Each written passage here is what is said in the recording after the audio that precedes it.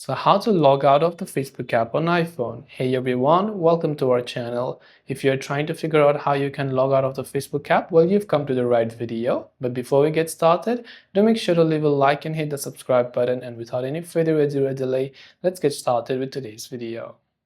Logging out of the Facebook app on iPhone is a fairly simple process. What you have to do for that is go ahead and then launch first of all the Facebook application on your iPhone. You can currently see that I'm logged into the Facebook app on my iPhone.